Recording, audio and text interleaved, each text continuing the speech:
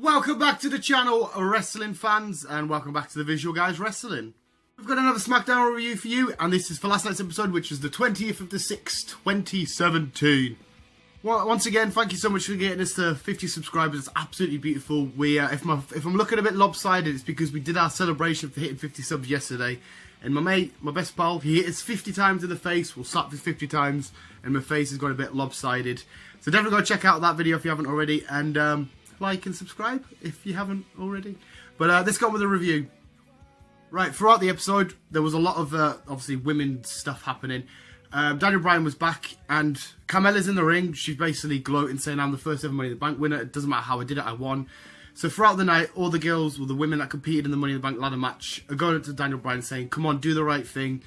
So he makes an announcement later on the night, and he basically takes Carmella's briefcase off her and says, we're going to have a Money in the Bank ladder match, rematch, next week on SmackDown. So they're all going to go at it again. We don't have a Mrs. Money in the Bank at the minute. It's all going to happen next week. We've got Big E taking on Jey Uso. Sorry if I'm pure sweating, by the way. It's disgustingly hot today. Taking on Jey Uso. It was a cool matchup. The Usos did the whole, retreating thing that they did at Money in the Bank, which is really cool. I like it when the bad guys do that because it really starts to irritate you. But Jey gets put back in the ring. Big E managed to finish him off. Picks up the win. Good stuff, Big E. Randy Orton's giving an interview, in an interview, and he's basically saying he's going to punish Jinder Mahal. He might go to India and RKO his whole family, his grandma, his aunties, his cousins, his uncles. Everybody that Jinder Mahal's related to is going to get an RKO, apparently. Kevin Owens issues an open challenge to anybody that's from Ohio. But AJ Styles comes out the ring, and Kevin Owens is like, whoa, you're not from Ohio, it's not about you. So Chad Gable from the American Alphas comes down, and he says, listen, I moved to Ohio this morning, and AJ's like, yeah, he did. So Chad Gable taking on Kevin Owens for United States title. Starts off really quick. Chad's chucking about the ring, suplexes everywhere, but Kevin Owens does pick up the win with a pop-up powerbomb. But it was quite cool to see that. It was a great comedic moment. AJ was on commentary, so it was a quite fun segment.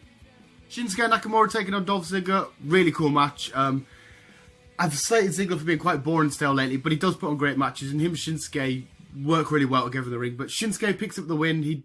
After he took a famous and a zigzag, still kicks out one Kinshasa and Ziggler's down. Cool match.